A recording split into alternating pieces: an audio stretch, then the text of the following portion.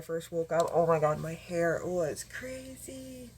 Like, there are no words for how crazy. My hair was literally like, it was a little ridiculous.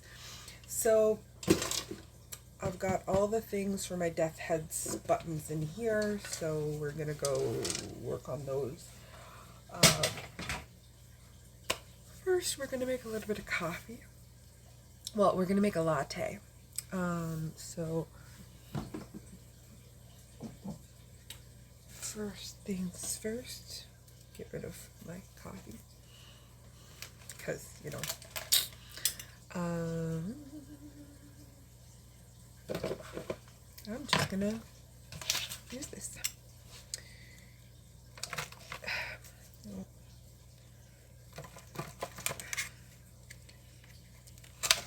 There we go.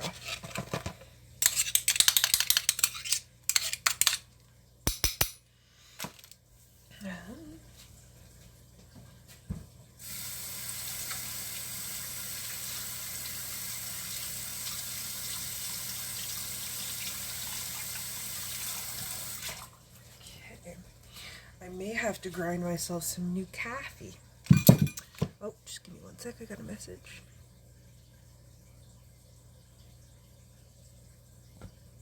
There you go.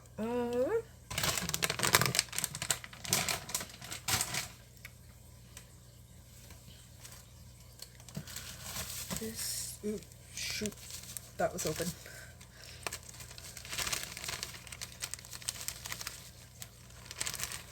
There's like literally this much. It's not enough for a pull. So,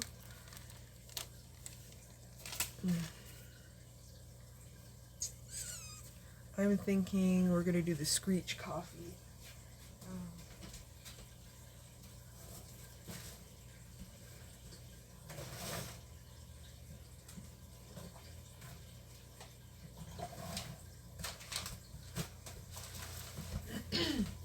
This one was really, really good. Last time I tried it. It's a Newfoundland screech coffee. It's actually made in Newfoundland, which is awesome.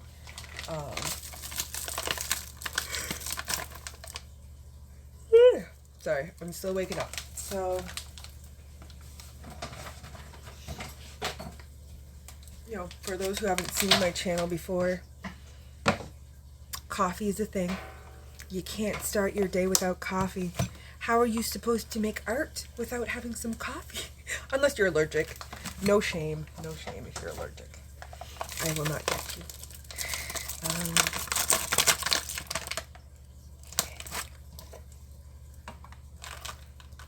it smells so good.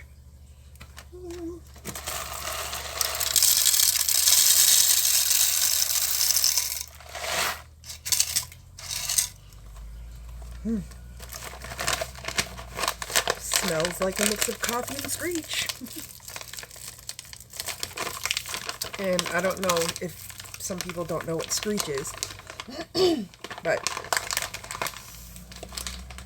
screech is in Newfoundland rum. Yeah, I was gonna say rum. It's a liquor. It's rum.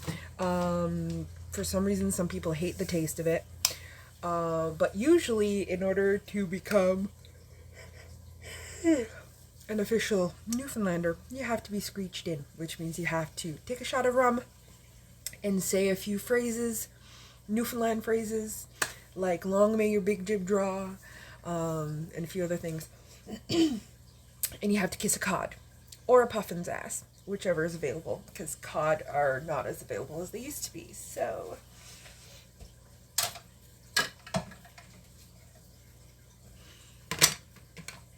I lived in Newfoundland for a year because my late husband was from there. Unfortunately, I was hit by some form of curse while I was there. They tried to screech me in 3 times, and 3 times it failed. The first time they didn't have the supplies. The second time it was my friend's bachelorette party, so we decided to go to Trapper John's before we went to the strip club, because the the bachelorette party, like literally everyone in the wedding party plus me as the guest, we were all bisexual women. So we were like, let's go see the ladies, which was really fun.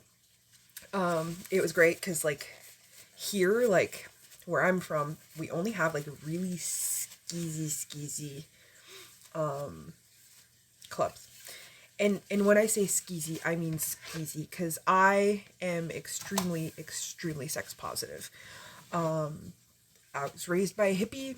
I fully believe in free love and that, you know, sex work is real work and all of that stuff. Okay. So when I say skeezy, I mean like you can tell the ladies are on drugs and there's obviously like, you know, they're obviously, I don't know, it's skeezy. But over there, it was amazing. It was a private club. It was actually a gentleman's club. Technically, women were not allowed to go in there without having a man with them. But one of the girls knew the owner. So we had VIP tickets. We were able to go by ourselves and go in. And it was like super classy. Like the laws there is like they're allowed to take all of their clothes off. And they, like, it was tasteful, like ridiculously tasteful, playful. It was beautiful. It was adorable. It's literally girls that are going to MUN, which is like the local university there, and they're paying their college through the club. You could tell they're not on drugs. They were all beautiful women, stuff like that. And like here, like I said, skeezy, they're not even allowed to show like nipples. And yet it's skeezier there than it is over there where they're allowed to get buck naked. Like, it was so adorable. Like, one of the girls, literally, she's like holding her clothes under her arm and she's like, so who's getting married? Like, it was the cutest thing. Oh my god. Like, I only found out like years later that club is owned by the Hells Angels. So I was like, so who did she know? I was like, okay. It's okay. We have a protected by Bacchus sticker at the art room because Claire's best friend, his uncle is like, he's either a member of Bacchus or he was like one of the head guys of Bacchus at one point, which is another like biker gang that's known for being very tough. And basically it says like, you know, breaking at your like with risk of death, like basically. All right, I'm gonna put in this. It's gonna be loud. I'm about to grind my coffee. I am grinding it fine grind because this is going to be going for my espresso machine.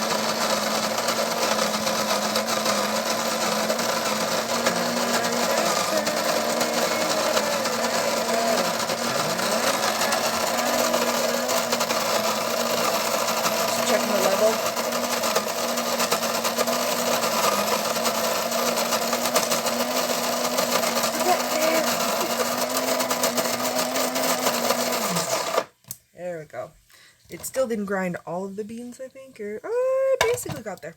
Okay. So, we've got our grinds. Now I need something to put it in.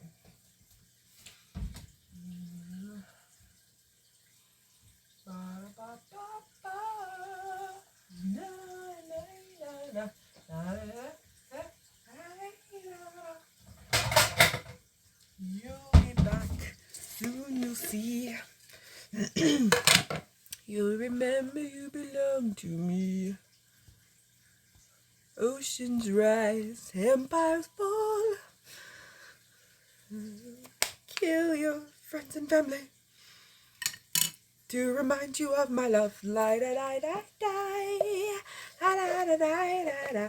Okay, so just so you guys know, I have a deep need and want to make the king costume from that musical, from the Hamilton musical, and perform that song on stage at a con when we can finally have a convention again.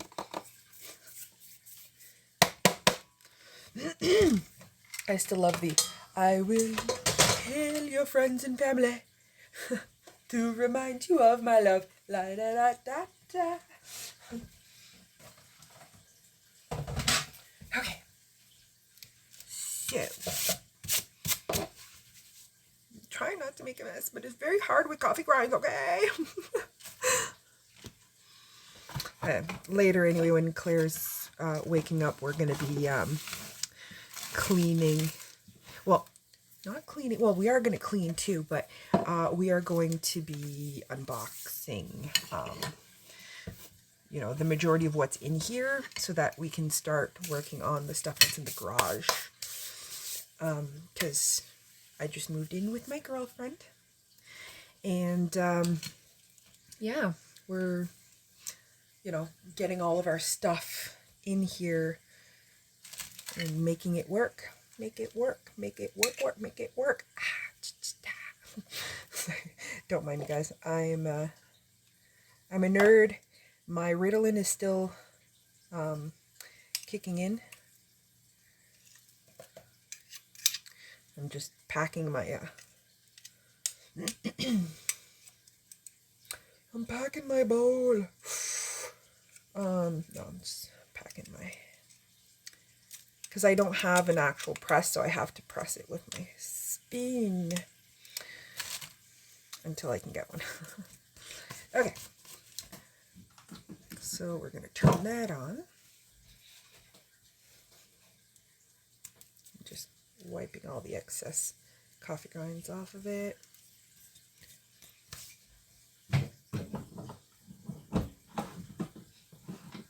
I should have been smart and let my espresso machine heat up while I was talking to you guys and getting everything else prepped. But, like I said, I just woke up, guys. Jeez, be gentle. Okay. I hear a cat. Yeah, give me a second. Oh, okay. She got locked in the art room because Claire was probably trying to sleep. Oh, well, yeah, I was right. It was a cold sore. Last night, like literally, my lips started going red, and I was like, "Oh shit, it's a cold sore." So we immediately took some Zovirax and some Valtrex, try to nip it in the bud.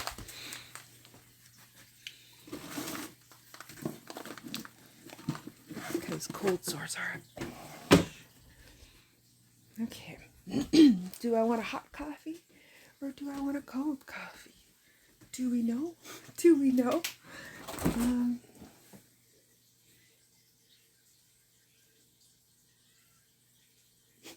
Don't mind me, guys. I'm like still waking up and being really silly. No! Help! I need somebody. Help! Not just anybody.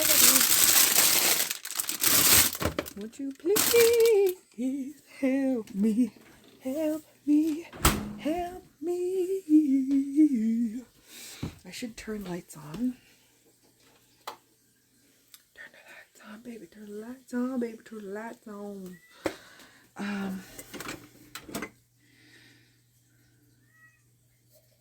This is clean. All right. So.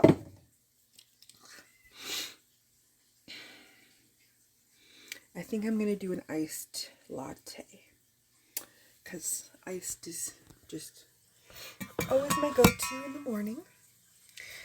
We are testing out the, oh yeah, because apparently it froths really well.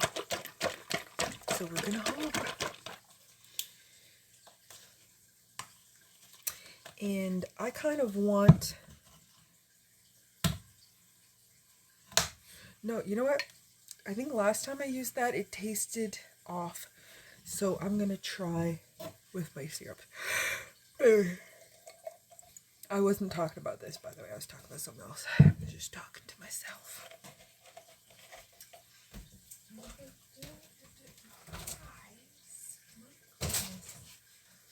Just set this.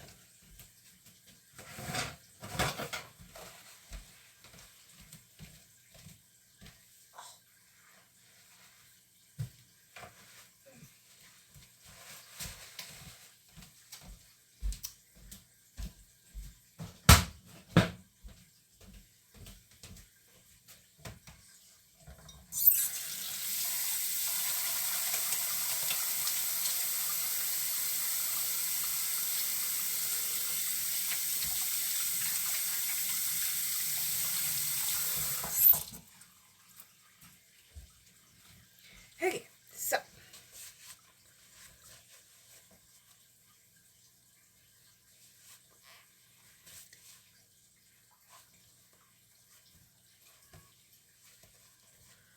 let us... I'm gonna grab my little espresso mug and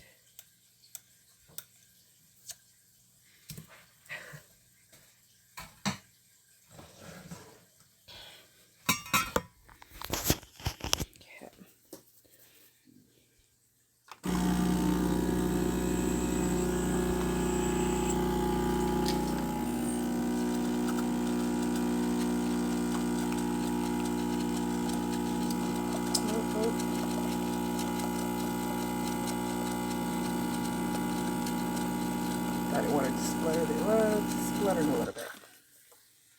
Okay.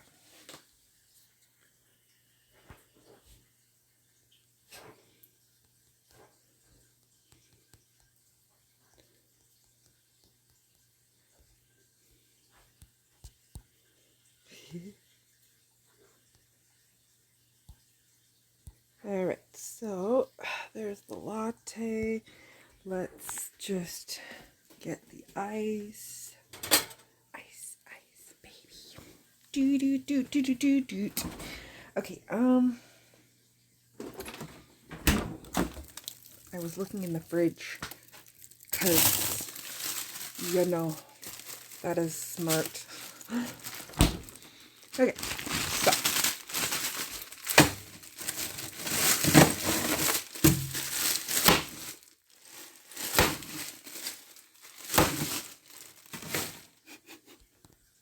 Get that anger out. Oh, so.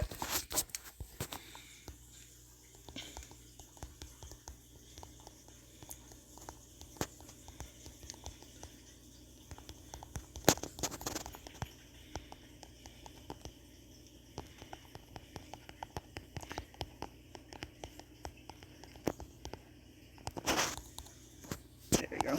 Yeah, so say, like, the thing with Twitch is that, like, if it were to get to a point that I get enough viewers, you can actually make a little bit of money. It's not like I would want to, like, make a fortune or anything like that, obviously. But just, you know, if it offsets a little bit, when you've got autoimmune diseases and health issues that make it so you can't really work full time, but you've got a talent, why not, right?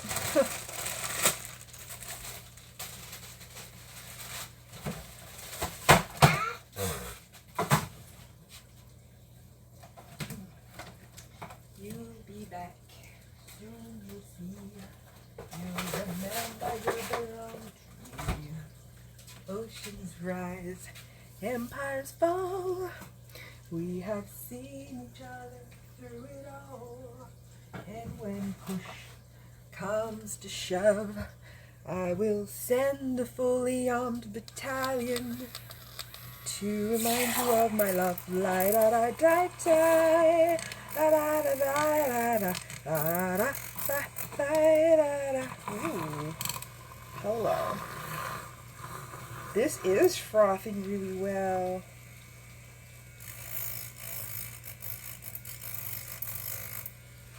don't know if I can show you guys this. I can't really. Well, I can this way. One sec, guys. We're gonna flip ya. No, I don't want to end the stream. There. Flip. Flip. There you go. Look at this. This is frothing like milk. Like, I literally just put like a quarter of this in, and now look at how frothed it is. That's gorgeous. And yeah, I don't mind the coffee. That's why I have the paper there, because I am a messy coffee maker. Messy, messy, messy. Hello, Kesa. Good morning. Good morning, little girl. How are you? Oh, poor little scared girl.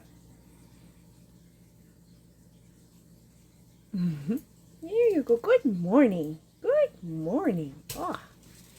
Oh, I see jealous puppy. But were you jealous? Were you jealous? Oh, such jealousy. Such jealousy. Okay, Mommy needs to finish her coffee. When push comes to shove. Okay, syrup. What syrup am I putting in this time? I'm out of my vanilla. Or I think I'm out of my vanilla. I'm out of my salted caramel, which are like my two favorites. I have, let's see here. No, I don't want hazelnut. I'm not really in the mood for pumpkin spice.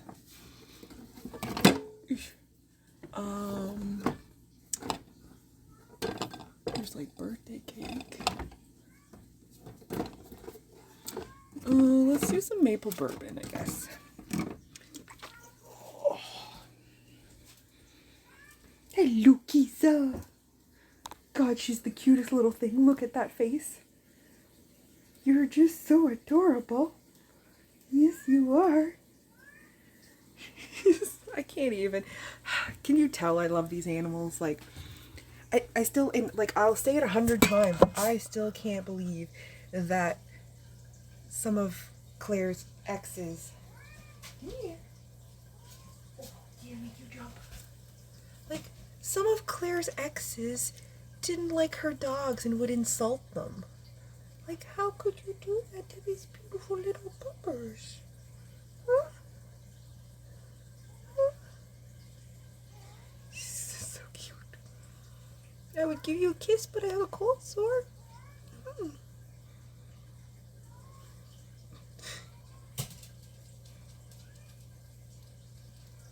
There you go. Nose kisses. Penguin kisses. Penguin kisses.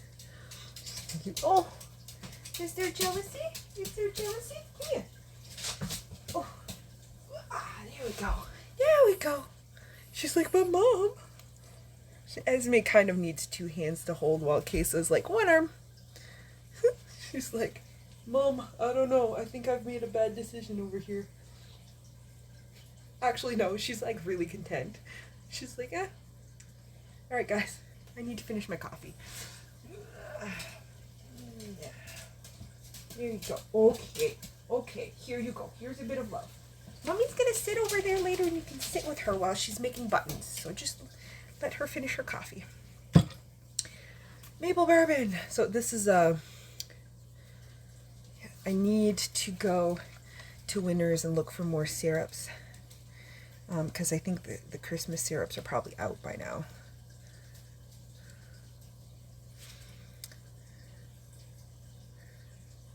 Okay. Alright, so we're gonna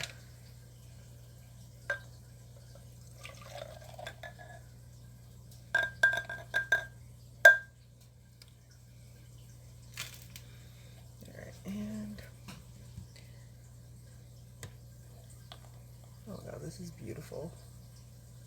Oh wow, like look at how frothy that is. Like, it's literally staying like right in there. Like you can actually see, you can see it raising up.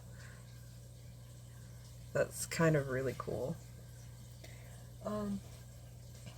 Straw.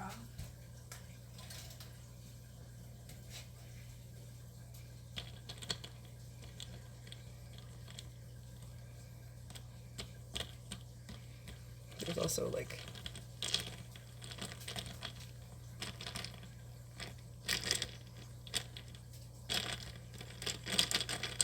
let's just give it a full on stir.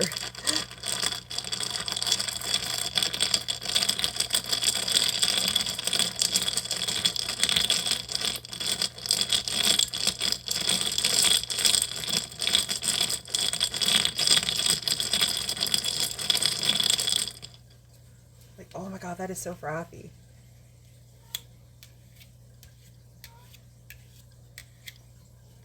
I'm kind of in love.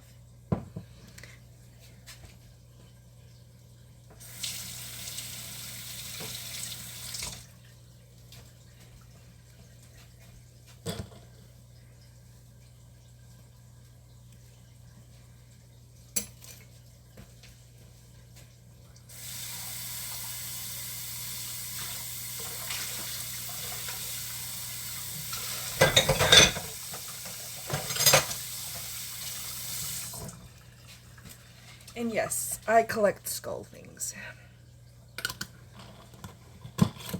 You're my favorite subject. Okay, and I'm gonna make myself a little bit of a kind of munchy, chippy bowl. No, I'm not gonna eat this whole bowl. When Claire wakes up, she's gonna share. Like, I'm starting with some chocolate pretzels. Not that I want about half a bag. Like, I have an itty bitty tummy, and I don't want to be eating like a shit ton of junk either. You just want to have something to munch on while I work on stuff. So a little bit of the cheesy trail mix.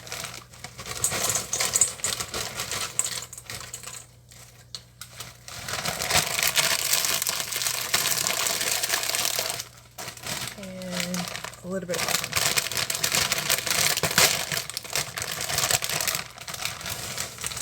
And this is a sweet and salty popcorn. So basically what I'm doing is I'm making like a sweet and salty kind of party mix.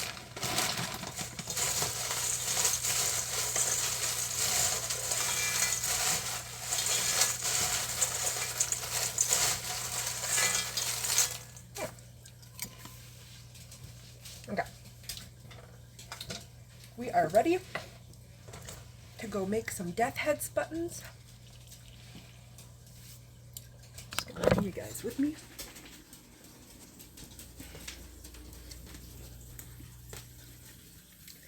Heading to the, oh yeah, that's right. I gotta water my plants while I'm here. Like today and tomorrow are the last days that I can do it.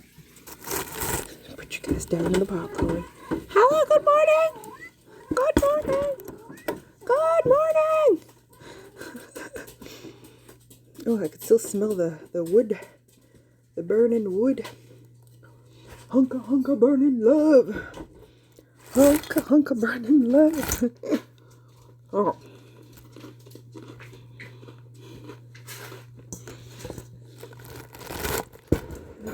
Home.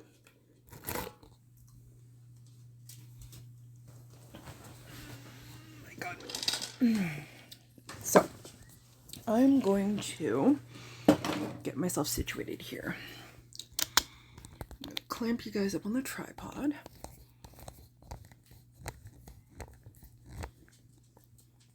There you go.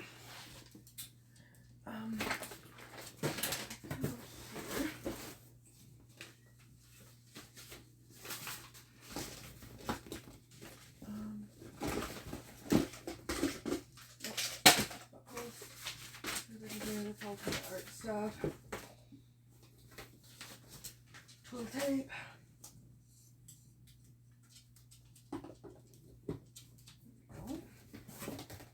so that'll go here. Actually, no. I'll go over here.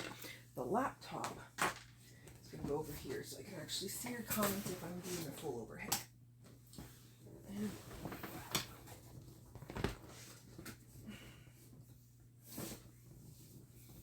plug you guys in. Okay.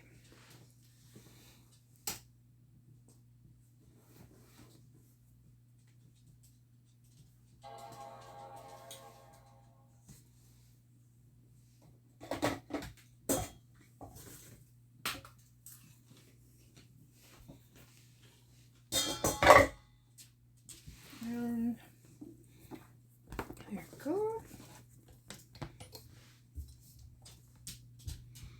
And I will probably be able to like full on overhead you guys, which is gonna be, oh, and I do not, so I have a like a little pin cushion that I usually put over there. I do not need that right now, not with what I'm doing. So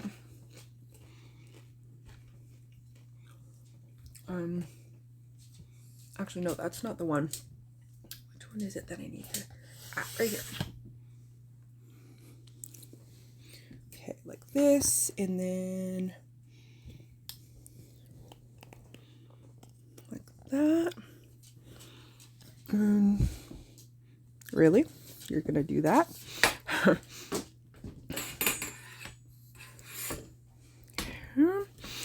And then I'm gonna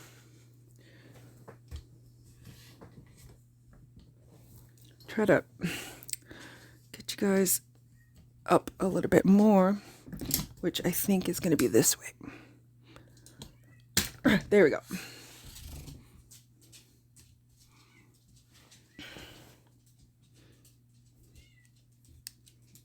Okay. Oh, I gotta let the cat in.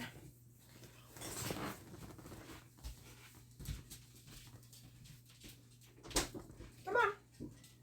Are you coming? Come on. Come on. Make up your mind. I'm watching you. Tisa, you wanna come in? Alright, I'm letting it over. Okay. So, we're gonna mix in. Actually, this needs up a little bit more.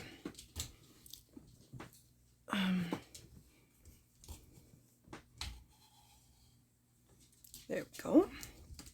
Much better. And probably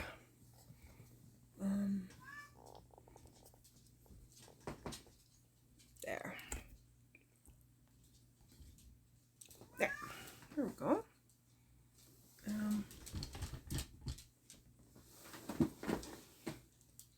I'm just making sure that I'm like in the right area, because sometimes when I get into it, I like push stuff really close to me. And actually, I won't even need that. Alright, we're gonna put TV on. So, I've already started on the first few buttons. Well, the first two. They are not the best, but this is, you know, my first time doing deathheads. So, you can kind of see them. So it's two of them. Same with this one. You know, not the best, but it is what it is. So,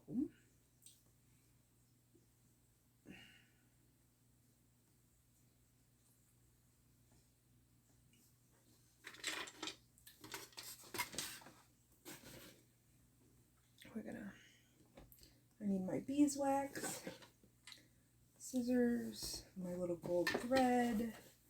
I need a toothpick. Is that everything in here? Yeah. And then my buttons. So I was trying to go live yesterday to show what I was doing for the buttons, but it wasn't letting me for some reason. But basically I took wooden buttons and I took a wood burning tool and I basically took the middle right out of it.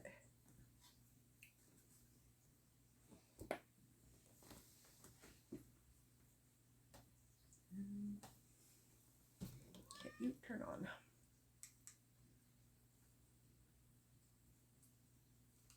Come on, turn on. There you go.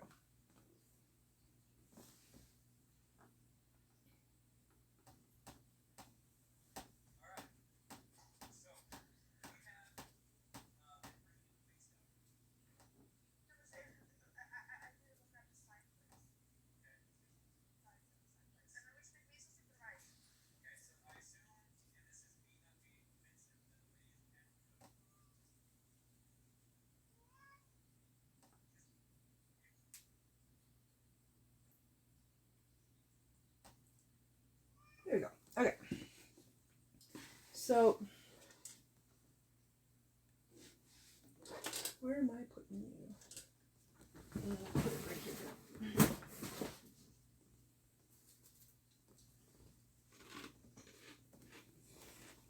So, the first thing I'm doing is I'm going to be waxing these buttons to help the threads kind of stick so they don't slip everywhere, which kind of makes your life a living hell when you're trying to make deathhead buttons.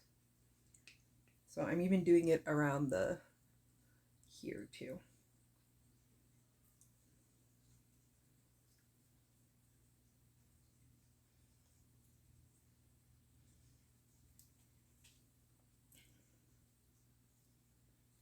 And this is like, these, because they're so repetitive, they are very much a sit there, watch YouTube, and make deathheads buttons kind of project.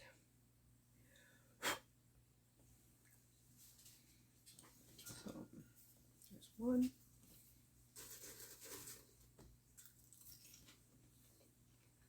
I'm just waiting for YouTube to pop up, guys. It's so crazy to see me like, so this is a lot of like loose skin, but like it's still crazy to see how small I am, especially here. Like this, like it's flat because my stomach used to be like, okay, chest, stomach, like my cat would lay here on my stomach, like, so it's pretty crazy to see that, like. And this is not a like, oh, you have to lose weight and blah, blah, blah. This is a like, I lost weight for my health, you know?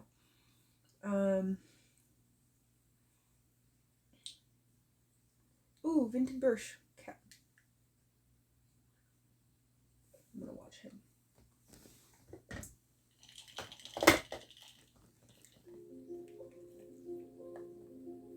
Oh. Ooh, this one's good. Oh my god.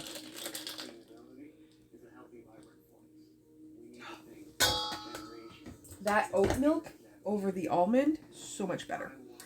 Okay, I just need to kind of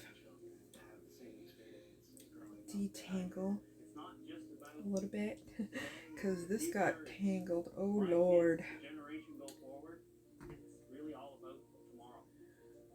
Thing is to be gentle and not tug. I want to see forests being viable and vigorous for my children. I'd like to see them enjoy recreation in forests like I do. I'd like to see them benefit from the air quality and the water quality and the wildlife that we benefit from today. I love the outdoors myself.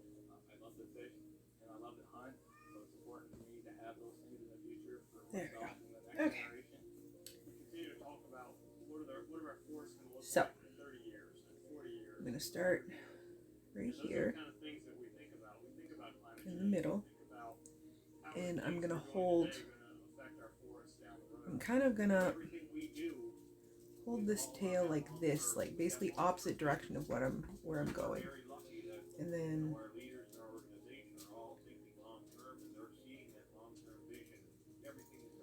so 1,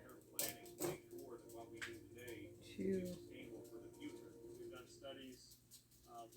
3, for decades, and we don't see the detriment to forests. We actually see quite the opposite. The forest can be vigorous and vibrant for many years, and can take harvesting and replanting and the growth of new forests. my opinion, anyone that works in the woodlands division not only just has to manage the forest, but they're managing whole ecosystems. And they have to do so with the understanding that what they're working on today is going to impact generations to come. So I'm just kind of like it's a turning very it up here. daunting task that we ask forest managers to do. But I think it's critically important. So one. It's highly dependent on the skill that the company has and the people. They take pride, they invest in people, and I think it's really important because there's a huge asset here that we have to manage and we have to manage well.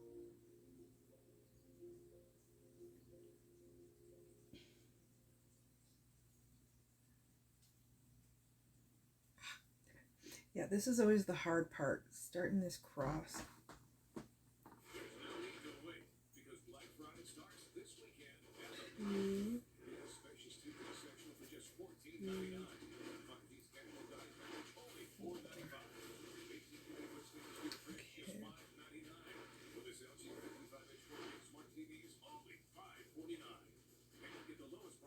Trying to get these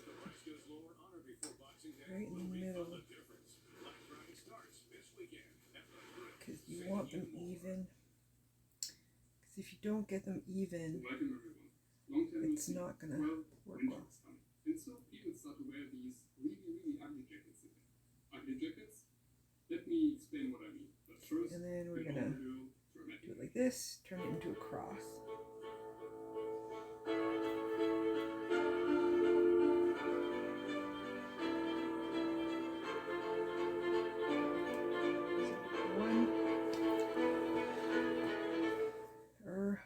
Well, in summer, trousers couldn't be short enough.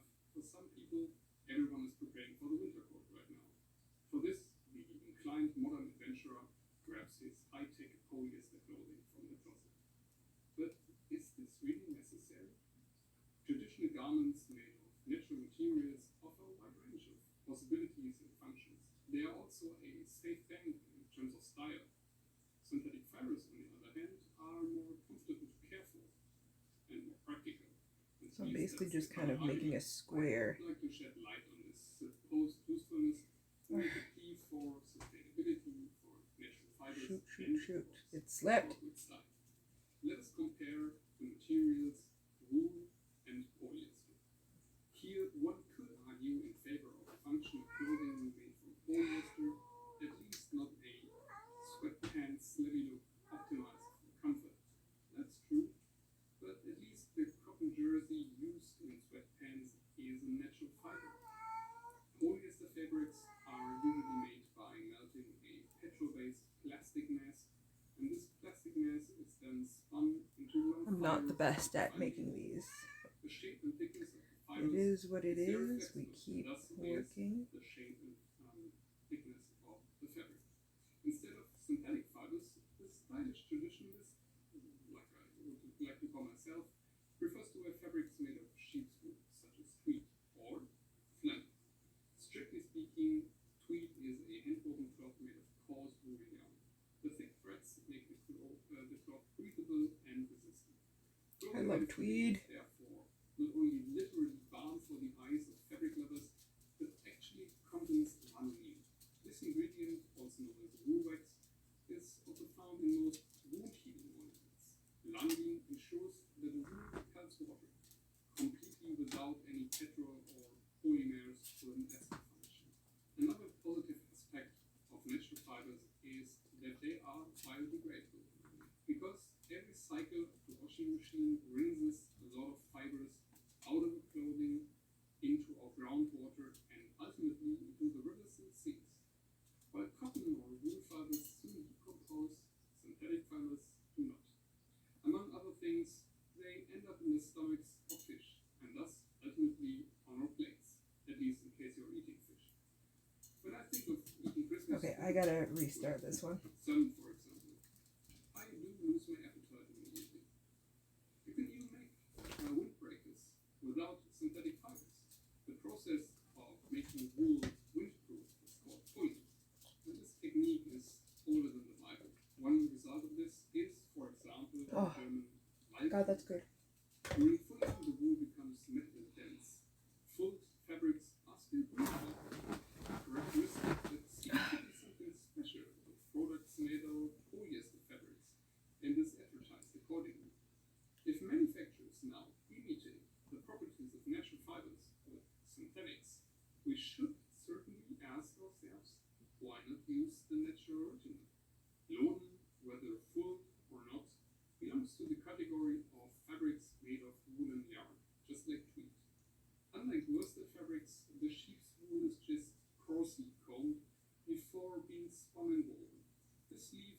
small nodes and other irregularities in the fibers, which ultimately give Loden and treat their characteristic appearance. It also makes these fabrics fuller than, for example, the worsted fabrics mentioned before, which no longer have any irregularities. In everyday life, you often meet people who combine garments made of wool and polyester. I find this stylistically questionable and sometimes even absurd. The classic example are bank employees, at least in Germany, who, because of the cold, put a functional jacket over their suit made of the finest wool. In my experience, the typical German suit wearer has an affinity for numbers and is tempted in the department or clothing store by little tags sewn into the suit jacket. The signs say S160 or Super 200, for example. That sounds valuable, but what does it really mean? Super 160 means that 160 meters of the yarn used weigh 1 gram. You probably already know that. It's not a synonym for quality, it simply stands for the fineness of the yarn. Such thin fabrics have a few disadvantages actually. They crease faster and usually they don't keep you warm. The lack of thermal insulation of thin suit fabric needs to be compensated in winter, unfortunately often by a polyester jacket. Those who are not afraid of the Michelin man's appearance also like to choose a feathered down jacket. The result is a stylistic catastrophe in my opinion. Cheap copies stink wet quickly since the feathers used were often not properly prepared because of mass production, and let's not talk about how cruel the birds are treated in this industry.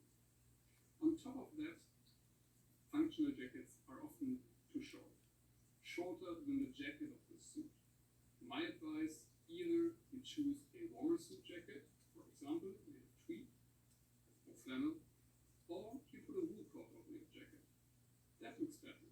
And generally, layering is not only good for heat insulation. When the layers match somehow, it gives depth to the outfit. Ask anybody. So much for fabrics and outerwear. Footwear is an equally difficult topic. Even if one refrains from the fashionable failures such as the typical German sandal-sock combination, mixtures of synthetic materials now dominate on the foot as well. Sure, you don't need to care for plastic shoes like you need to for leather ones. Leather, which is animal skin that has been made durable by tanning, needs similar care, just like our human skin. It must be kept clean, nourished, and protected against external influences. Oh, now this is working much your leather better. shoes will last a lifetime. Plastic shoes just don't. The care routine with saddle soap, grease, and wax sounds annoying, but also brings something meditative. Some people even elevate mirror shining to a hobby of its own. Good leather shoes are welted or double stitched, but certainly not glued. This makes them more durable and easier to repair. For the record, synthetic fiber clothing is the result of technical innovations. These are often motivated by the military or professional sports. It's also obvious to choose the perfect tool and material for both national defense or on the way to your best time. However, most functional jacket wearers have nothing to do with either the military or professional sports. They do not climb on Everest, just enough with stairs. For me, the joy of nature, style, and experience is the focus of attention, and I think one should celebrate this joy.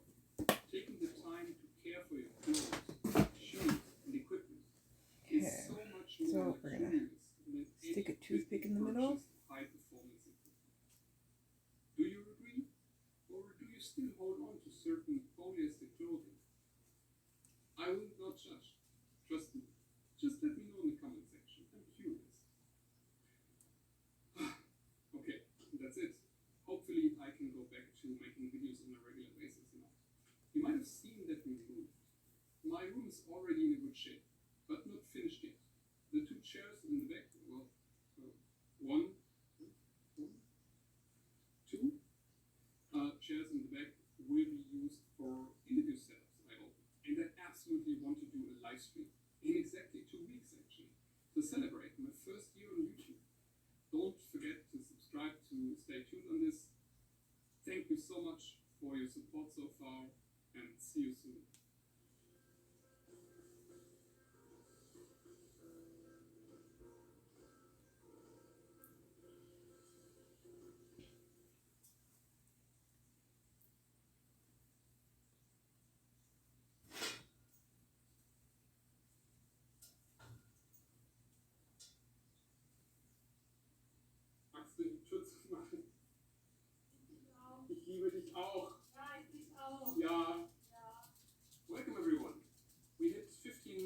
1,000 subscribers a couple of weeks ago, thanks to you. And I asked for your questions to make another Q&A video. And boy, did you deliver. We have something to do today, so let's get started. But first, dramatic intro.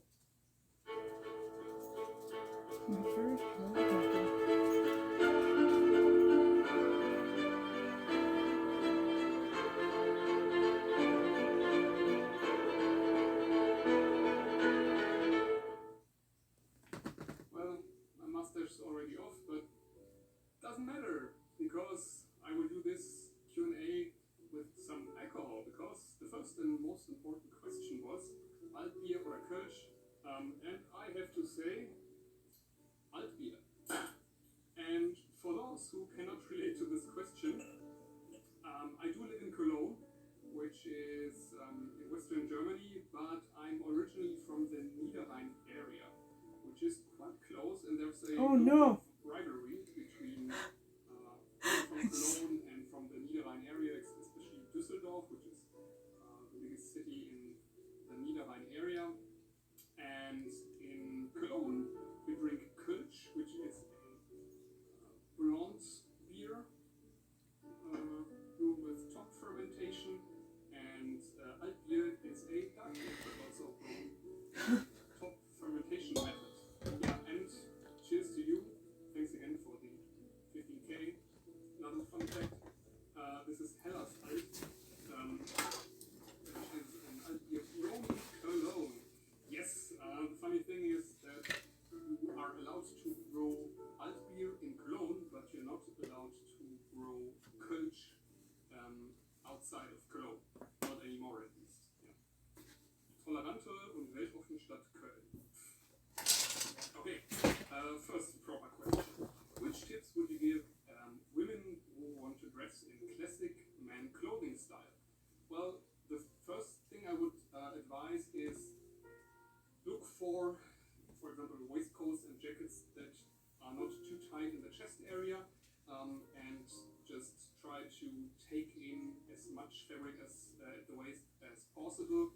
But of course, I'm not a professional tailor, so if you're looking for inspiration for women that dress in classic menswear, there's one historical and quite popular one, which is Marlene Dietrich, who completely nailed this. Ooh. And I will try to look for one or two Instagram accounts that might serve as inspiration for you. Links in the video description. Okay? Next question. What is your favorite women's wear style or women's wear style? I don't think I do have a particular women's wear style that I'm drawn to. Of course, Rachel Maxey and Bernard Banner, I love their aesthetic. Rachel is a style icon for herself, and I also really like this witchy, dark academia Victorian style that Bernadette is pursuing. Dark academia in general is a nice thing. Yeah. I love when all the historical YouTubers love each other. Not very satisfying answer, but yeah. Who is going to be your Dr. Watson? Okay. This would probably be Matthias. You might have seen Matthias already in the Even's look. I'm trying to like even this out. A shot, and he's also known as Fine House on Instagram. Also a link in the video description. He's a good friend of mine, and yeah, I already assigned the task to him to like look for or make a Dr. Watson outfit, and maybe at some point in the future we can make like another Sherlock short film like we did for Peaky Blinders, and then we have Sherlock and Dr. Watson. Yeah. There we go. Okay, next question. When are you making more 14th century kits? You look so good in it. Oh, sorry, man. My scissors go. Yeah, that's a cool question. I was already planning on doing a get ready with me video putting on my knight's armor. The problem is I need help for that. The good thing is this would also be provided by Matthias, because back in the day when I was more active in the LARPing community in Germany, Matthias was actually my squire. He's a knight now, but he definitely knows how to put my armor on me and how to assist me while filming. So I guess sooner or later Matthias and I will shoot some, again, getting ready with me a video on my 14th century knight's armor. And I'm also planning on doing a similar video with my Sköldern find the Viking stuff. Sooner or later at least. And the good thing about this is I don't need I love how like I keep saying it. I love how but like do you think that younger people are becoming more interested I love historical garb and I love Viking garb, especially if yes, why? And Norse garb. From another person, do you see a return of classic menswear not only on the internet but also in the streets? And yes, I think so. I guess there is a certain revival, not so much in the mainstream because there's an opposite development. Because, for example, in German banks, you're not obliged to wear a tie anymore, and generally the business suit is not that required anymore, at least in Germany, which is okay for me. You might think that I'm opposed to this development, but it's okay for me. Everyone should wear what he or she or they like. But the cool thing is that, for example, not that cool exactly, but my father, for example, did not show me how to tie a tie or how to wear a suit. This is stuff I taught myself because I wanted to. And I see that more and more in younger people, which is cool because if you now see someone in the streets wearing a suit, it's way more probable that this person does it because they think it's a cool thing and they are passionate about it, passionate about classic menswear and dressing up and so on, and not so much people that need to wear a suit because they have to. Okay, so yeah, I think younger people tend to get more into classic clothing than in the couple of decades before, and I think it's quite cool because again, the people getting into classic clothing are more passionate about it. Okay, what do you wear around your house? I'm really into handleg shirts. To be honest, I really like my suspenders, high-waisted trousers. I still do own a pair of jeans. Maybe I will ritually burn them, like Zach did it, but I don't know yet. Again, like just high-waisted trousers, handleg shirts, and I like to sleep in my old metal shirts because you might have realized that I'm I don't know, a metalhead, and I still own a couple of old band shirts, and I really like to wear them when I sleep. Yeah, fun fact. Okay, what is your dream item of clothing that you would love to have someday? That's difficult because I think there is none now. I really wanted to get a full bespoke suit in the past, but now I have one, or two, to be honest, two full bespoke suits made after a 1920s pattern, historically accurate, made exactly for me, and these are probably my favorite suits. But that's it. I don't know if there's anything I can top that with. Lederhosen, a fun curio of German folk costume or just overrated Bavarian knickers that should burn and die. Folk clothing, folk costume is a part of culture, and I would never ever say that part of someone's culture, even Bavarian culture, which is quite special, of course. I would never ever say that part of someone's culture should burn and die. I don't think lederhosen are for me. I would really like to own a linen janker at some point because I think they look really cool and are really comfortable. But lederhosen is not for me, but that doesn't mean anything, you know. I think I would go for the for option one. It's a fun curio of German folk costume.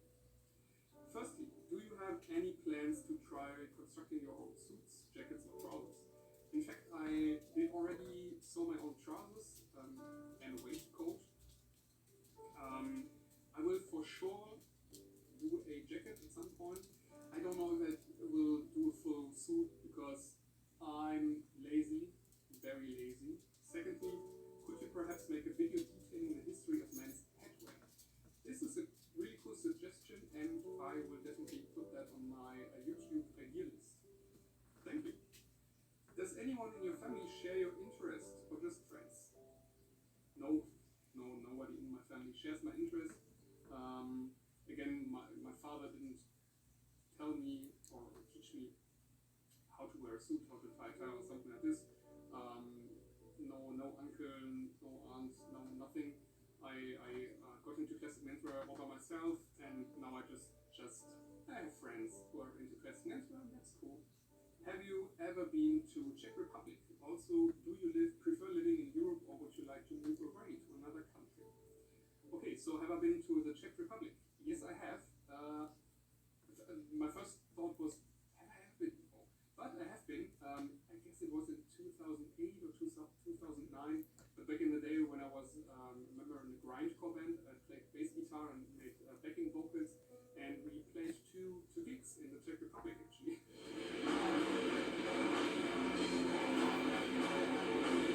Yeah. I really like it here in Western Germany. However, I could see myself living in Great Britain or Ireland, of course. But I don't think I would ever move out of Europe. How did you learn tailoring?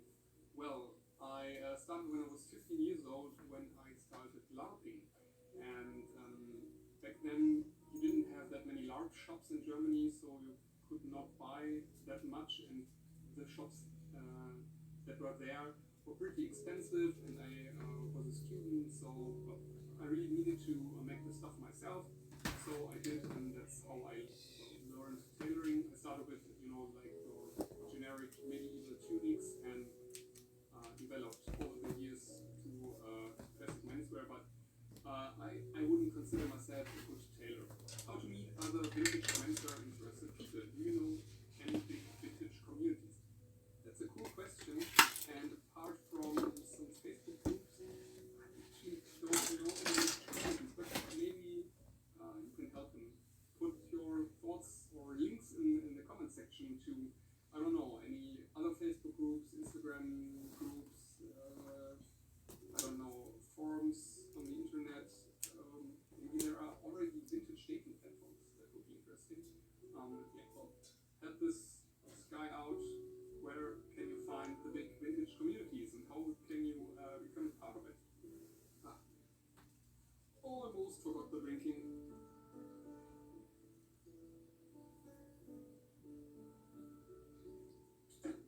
Can you do a video or tell me what men working in agriculture or the factories would wear from the 1900s to 1940s? I'm not an expert for agriculture, but the good thing is I was already planning on doing something on like early 1920s or vintage workwear in general, so that's already on my video list. For young men interested in vintage style, do you think dating would be easier or harder than for the average chap? Okay, I think I told you a couple of minutes ago, I'm a metalhead, and as part of the metalhead community, I found it always quite easy to find other people from this, I call it subculture, and I would think so for the vintage community. But the problem is, maybe the vintage community isn't that big. I'm really curious if there is a vintage dating platform, because that would be so cool. This one looks a bit better. I need a dating platform because I already have a partner. But I would find that really interesting and cool. Because again, that would make it quite easy to find other people interested in this kind of stuff. Yeah. When there's no dating platform and no big forum or online community, what I found pretty cool is going to certain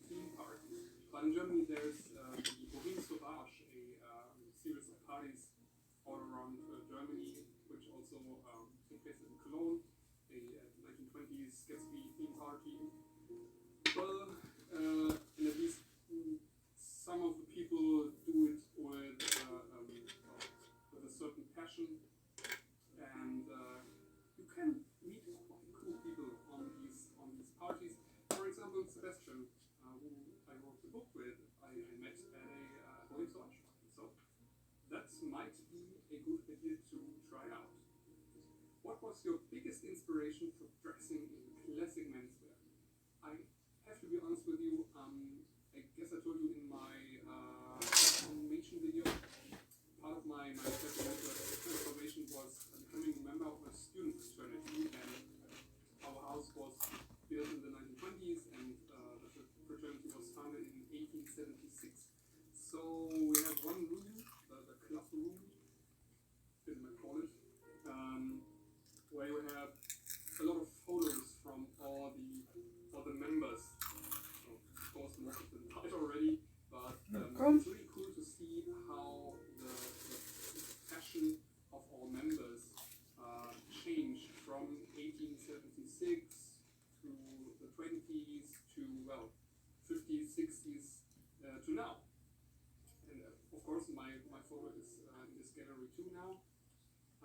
And my fashion choice, my grooming choices, most of all, were quite questionable when I made the photo that is now hanging in the gallery. But that was quite inspiring to see all the old photos from like around 1900 and so on. So this might be one of my biggest inspirations. Dressing classic menswear. Let's not forget to drink. Yeah, please name some types of vintage watches best for suits. I don't know anything about wristwatches. I do have a couple of pocket watches, but nothing special. So I would recommend to go to a fellow German YouTube account called Caseback Watches. From Hamburg, I guess. Tim, he's a great and charming guy. Caseback Watches. I will put a link to his YouTube channel in the video description. He knows everything there is to know about watches, so subscribe to him. Are you planning more sewing projects for the channel? Oh yes, definitely. I'm already in the editing process of the detachable collar video I promised for quite some time. I did this video with Sebastian, which is on the one hand quite cool because he's a pro and he has some really, really great tricks for sewing the collar, for example. However, we did produce the video in German, so it's talking German all the time, and I didn't want to just make subtitles, but I will, put in the effort to make actual dubbing. So I will dub the video to help you understand it and like for a better video flow. But this will take some time. We will upload the German video on this channel and the English version online. Cool. Yeah, on top of that, I will definitely do a waistcoat video at some point, or maybe two. I was really inspired by Antique Menswear's video on these fake Edwardian waistcoats. I think I want to reproduce one of those, and I really want to do an early 19th century outfit. But I haven't thought about that too much, so be patient with me.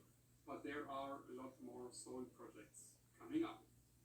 In your opinion, which is the reason for the disparity of interest, or at least publicly showing interest in vintage clothing between male and female audience? That's a tough question. So first of all, I think men tend to prefer a certain uniformity, whereas females are a lot more creative when dressing, or especially when dressing up. You can also see this when you're looking for like classic menswear videos on YouTube. Most of them are videos about rules, style rules, dressing rules,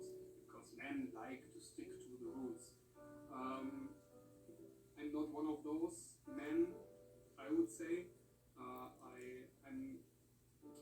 I don't like to stand out that much, but I got used to it. Let's say that. So I guess these may be reasons for the disparity of interest, but this could be actually a nice research topic for someone who's actually fashion historian, researcher, or sociological. How do you say? Sociology? No. Sociology? I don't know. Sorry. Okay, so my battery died. I did, 10 questions while drinking, and now I have to start over. So, yay! As well, you find inspiration in old photos and paintings. Do you use also old movies, maybe like Fred Astaire or someone else? I have to be honest, my attention span is very, very squirrel.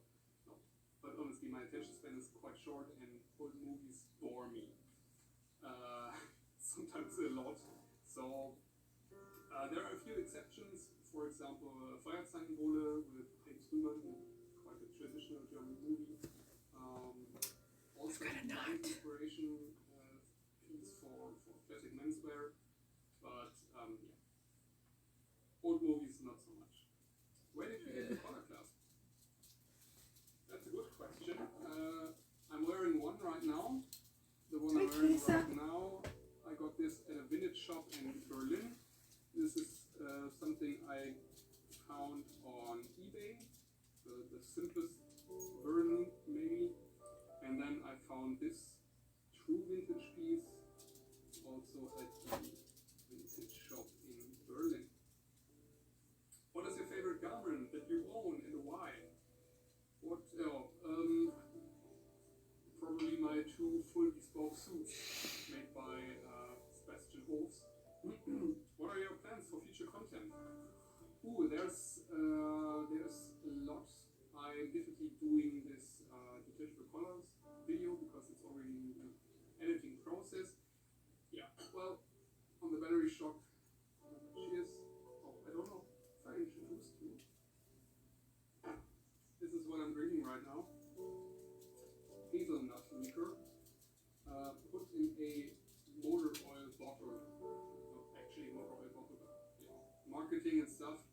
Clip suspenders can be used with vintage outfits. If so, in what specific year were they used, etc. Yeah, to be honest with you, I do not like clip-on suspenders. I would always recommend using proper suspenders that you use with buttons.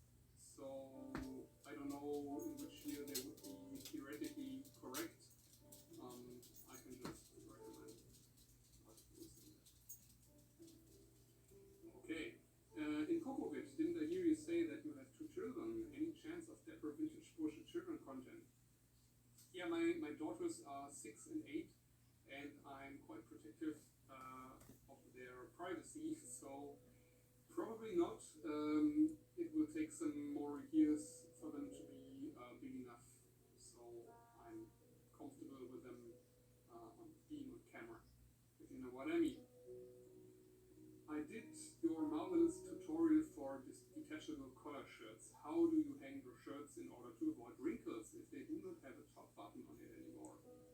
Okay. There are two easy solutions. First one is using a safety pin, and the second option is, of course, using the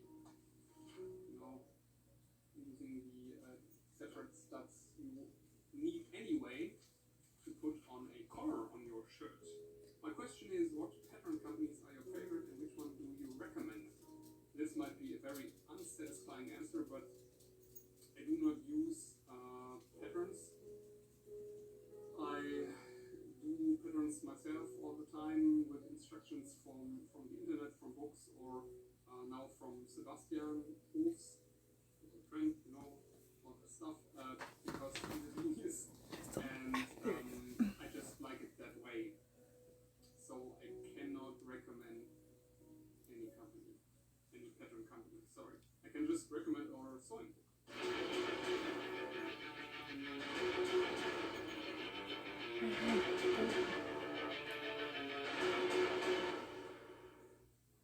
Link in the video description. Single or double-breasted? Do I have to choose? My first thought would be double-breasted because I really like the double-breasted aesthetic.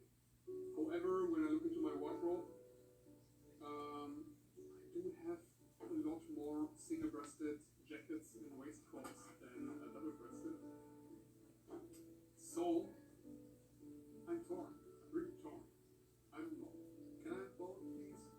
Around what temperature do you start wearing an overcoat? Oh, that's an interesting question.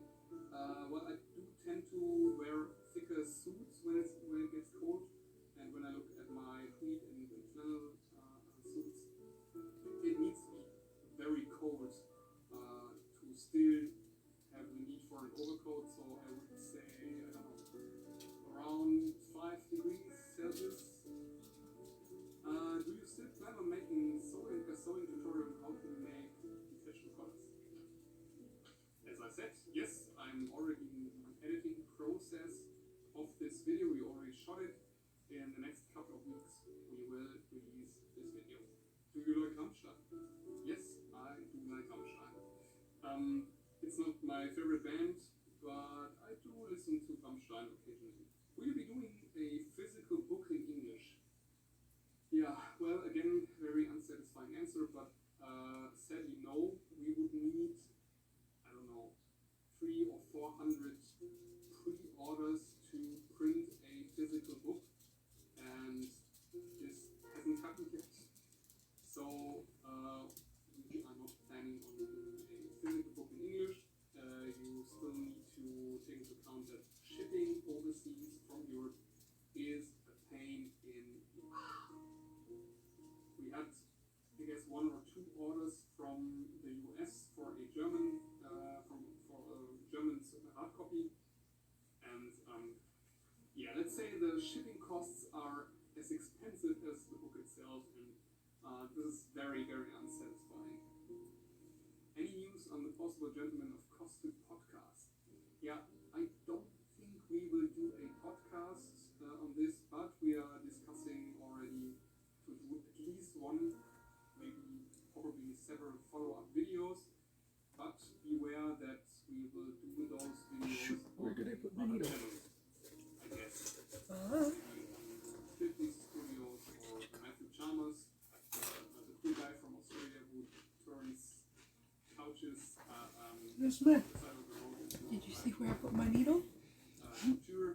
Check him out. There you The link There to we his go. video description. Okay. Do you often wear a three-piece suit in your everyday life? Everyday life. Yeah, the only downside to Deathhead's buttons is like, Corona, definitely. time consuming, and you've got like a pile of them to make. It's a slow going. Fridays. Yeah, and when I wear a suit, I almost exclusively wear either three-piece suits or double-breasted suits. So I would say they were part of my everyday life. Let's see how fast we can get back to normal. Favorite kind of hat? Yeah, I prepared something. My favorite kind of hat is the Homburg, because for me it's like this like hybrid between a fedora and a bowler hat, which are already quite cool kinds of hats. But I had to choose one. This is my favorite. Yeah, well, cheers. What's your favorite part in the shooting, editing part of making the video? Well, at first I really hated editing.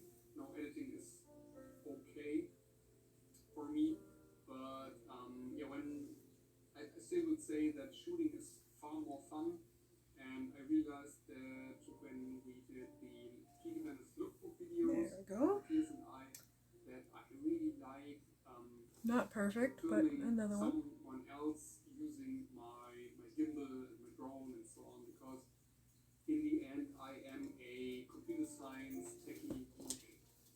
I'm just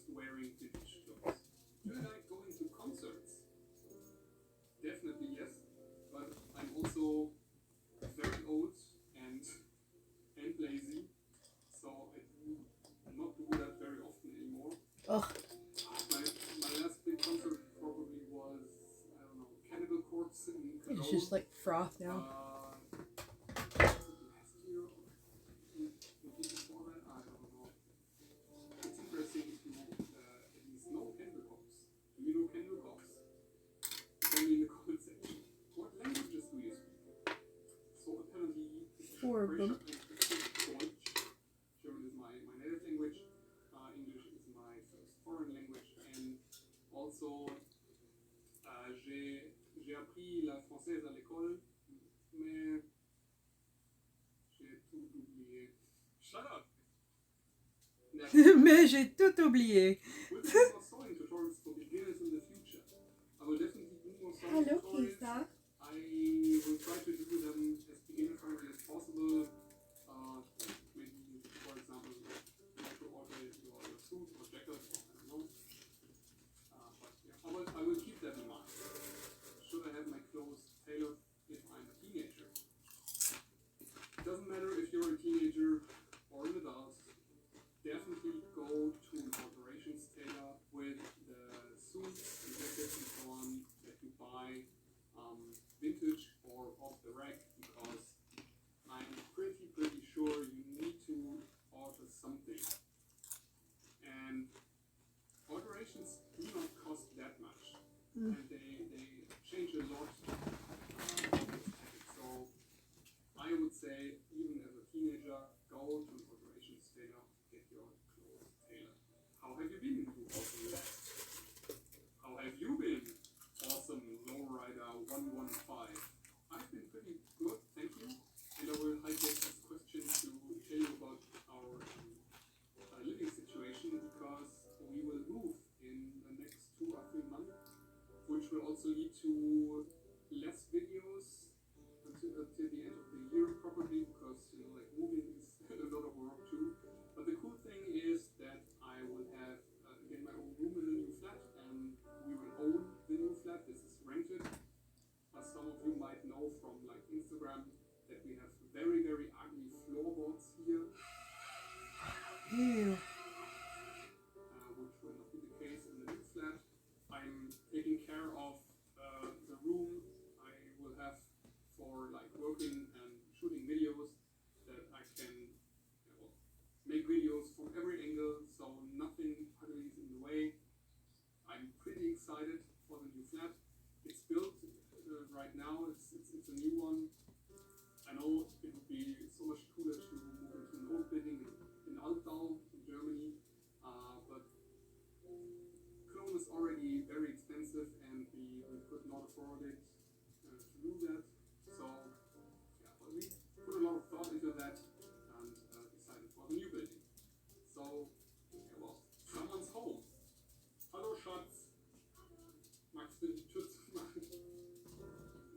Ich liebe dich auch. Ja, ich mich auch. Ja. Ja. That's that. Hello, where do I submit my photo for the next installment of rating our outfits? Thank you for the question. I do get that a lot. Oh my god, my nose is so dry. Be sure, as long as you follow my channels, that I will announce the next installment in advance, and you will have enough time to submit your photo. Please do not send it to me right now, because it will probably get lost in the mail.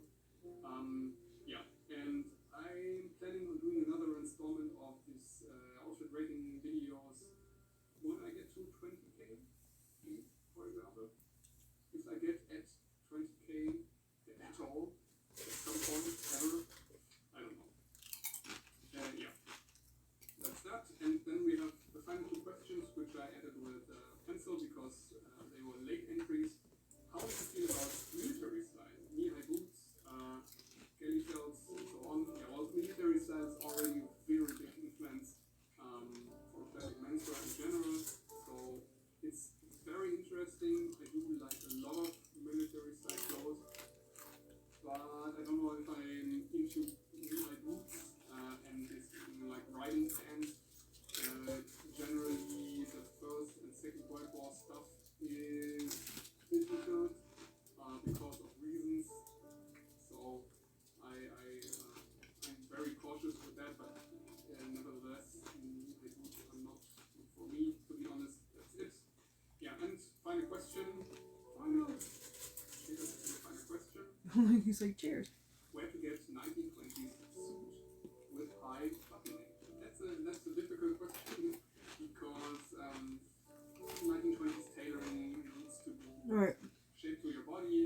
try to finish our fifth button here. Stuff, but let's take all the late 1920s stuff into account too.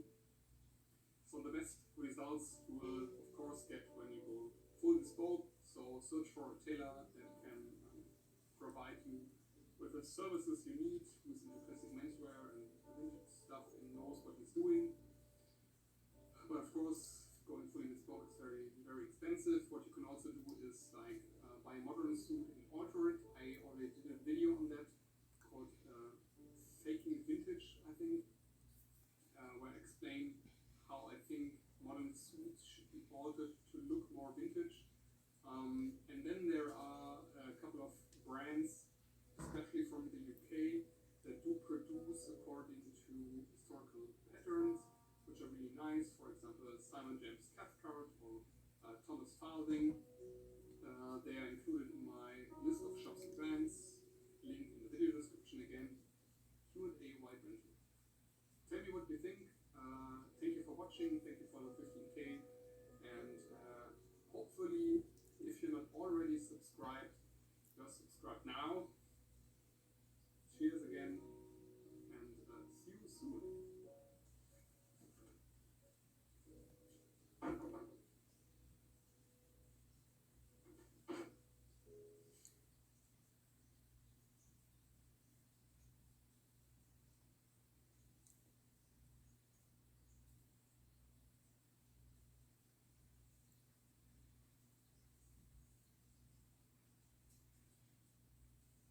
Thank you for that.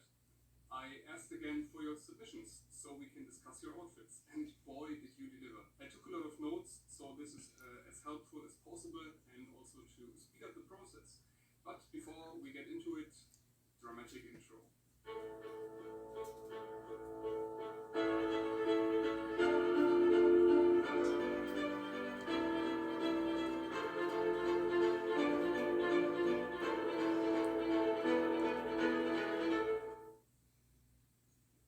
Now this is Zimek from Poland. He is going for a modernized British country look, and I really like it. Especially the color combination here with the dark blue, the burgundy and the green tones. The fit is also good, but I recommend altering the sweater here because if you look at the proportions, you make your legs look quite short because your waistline is really low. So when you shorten the sweater or for example put the sweater in your trousers, you will move up the waistline and thus lengthen your legs. Since you already know my waistline long leg jibber jabber, I edited this photo so you can see what I mean. Because again, look at the proportions. His legs look quite short in this picture, and now I moved up the hem of the sweater, and the legs look instantly longer. Yeah, that's my suggestion for you. So this is Benjamin, 19, from Germany. He's a cinematographer. He already worked with Hugo Giacometti for Sartorial Talks. Congrats on that. And well, this outfit maybe resembles what he learned from Hugo, because this, it says Oliver Wick's double-breasted suit, a hockey shirt, and vintage Mo summer tie.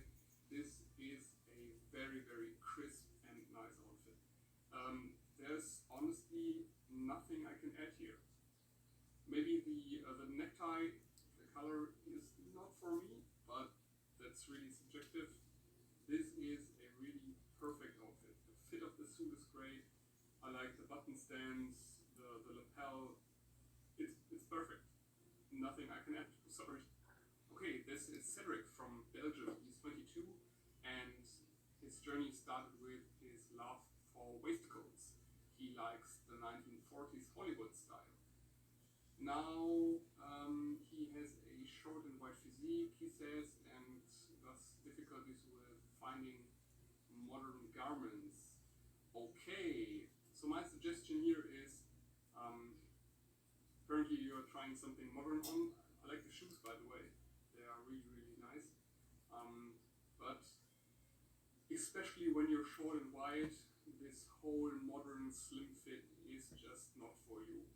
I recommend trying out some of the vintage brands in my list, for example, Simon James Cathcart and Thomas Farthing, most of all.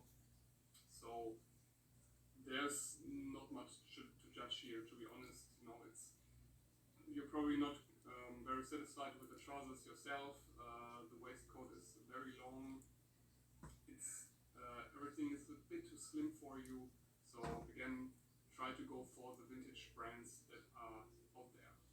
Okay, next one. This is Daniel from Germany. He's 34, started in the 50s rock and roll scene, and now he's going for a 30s, 40s street scene. Okay, so I really like it. The color combination is great. The style suits you very well. The trouser fit is perfect, really perfect. I would recommend shortening the jacket sleeves as far as is possible, because you know you should at least see a centimeter of shirt cuff. The good thing about the leather jacket here is it probably will last long and develop a nice patina, which will also help with the aesthetic. And I would really recommend for you to try a smaller tie knot, because this looks a bit flat and a bit too big. The collar shape is great, but again, try a smaller tie knot, like a foreign hand, for example. Okay, next one. This is Dirk from Germany. He wants to represent, I guess, coming from the stamp here, in Weimar Republic police detective. And it is a pretty cool outfit. I really like the Homburg hat. The necktie is very nice. The collar seems to be starched and detachable, which is also great. However, I would suggest a smaller waistcoat. So again, this would move up your waistline and lengthen your legs visually. And I'd suggest to alter two things on the jacket. First, again, the sleeves are a bit too long. You should at least see a centimeter of shirt cuff here. Second, the button stance of the jacket is too low. First, it's not very flattering, and second, it's not very accurate when you're going for something Weimar Republic related. So I edited the pictures so you can see what I mean. So it would be great if you have a spare button on the jacket, so you can add another button on top, and so maybe like press the lapel again, so the jacket closes higher, because this is the more into the aesthetic. Okay, I've got 5 buttons now. It would be better if you don't So we will take a break. This is Finn from Germany. Obviously, Finn is going for a Peaky Blinders look. Now, the overall outfit is very solid. You got another eye khaki here? Yes, you do. It was cleaned up for the morning. Okay, Pretty much what you see in Peaky Blinders, so I guess that's what he's aiming for. Now, I will have to let you guys go for now. My mother is calling, and I gotta figure out what she wants, and probably wake Claire up, and then we're gonna clean around here. So, see you guys. Slim fit is die Meldung.